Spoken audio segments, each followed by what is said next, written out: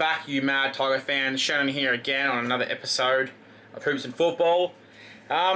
Just came out, I think it's about 10-15 minutes ago, is the injury report for going in for round 7. Some good news and some pretty sad news. I think it might be time for one of our legends to say goodbye. But what I'm going to do is I'm just going to read off the information off the website or the report that the Richmond Football Club has given out. And we'll go from there.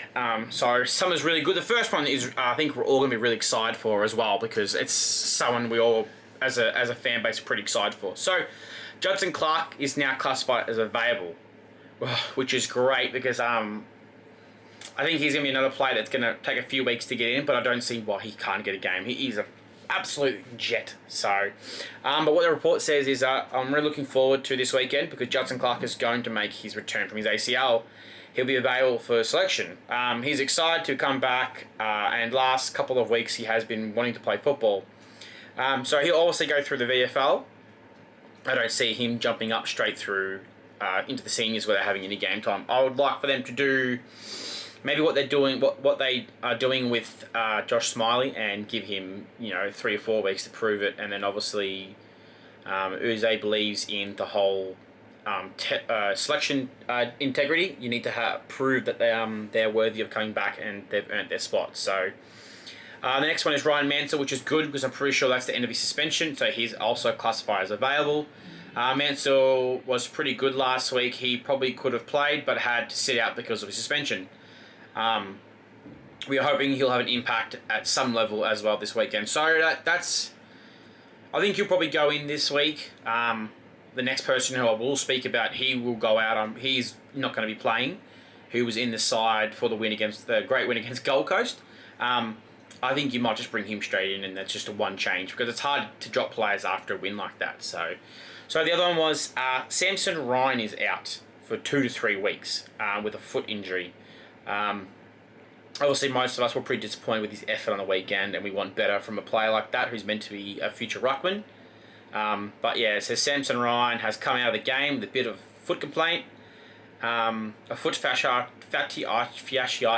patella, if that's how you say it. I could be pronouncing it wrong, complaint. So he'll probably miss the next 2 to 3 weeks. He'll get some scans over the next couple of days, and we'll get a picture on that. It's a bit disappointing because he'd been playing well in the VFL, and he definitely had earned a senior game, but he just didn't do enough, I think, to warrant to stay in. Then it goes on to McKelty Lafau. He's 4 to 6 away. It says he's doing really well. We can say that his timeline is around 4 to 6 weeks now. So nothing new. He's on the timeline now. He's getting somewhere. Taylor Young was on there as well. His ACL recovery is 5 to 7 weeks. So it's good we're starting to see some of these players from ACLs return.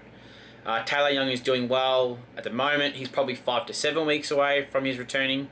So not much you can do with that. I don't think he'll get a game anyway. Our defense is just too good right now. So now the one that I don't like is Harry Armstrong. I'm a big fan of Harry Armstrong.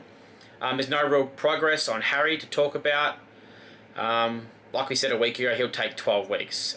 We'll still track it from there. So he's out with his hamstring injury. So it says the timeline is 10 to 12 weeks, which is quite sad because he was showing really good form, and which is something I really wanted to see. Just keep playing and I don't think he could if he wasn't going to go out. So yeah.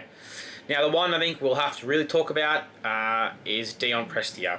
He's now been put with his Achilles now down to be assessed.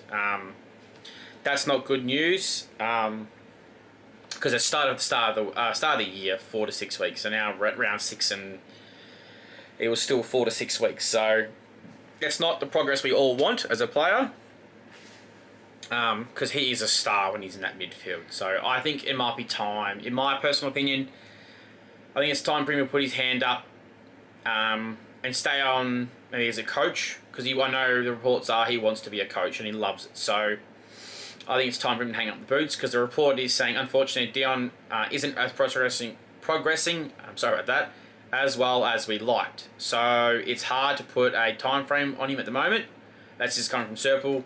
We are still looking to get him into some game time before the bye, but we will see how it goes over the time. So that's not good to hear that they now don't have a timeline for him anymore. Hoping before the bye. I've got a weird feeling. It's the time. It's time for him to call it and do the right thing by the club. He's been a great servant. He's won three flags for us and a best and fairest during one of those flags. I don't think he can do any more for us. I know people would love to get him out in the field just to get some experience out there to help out again. But I think it's time.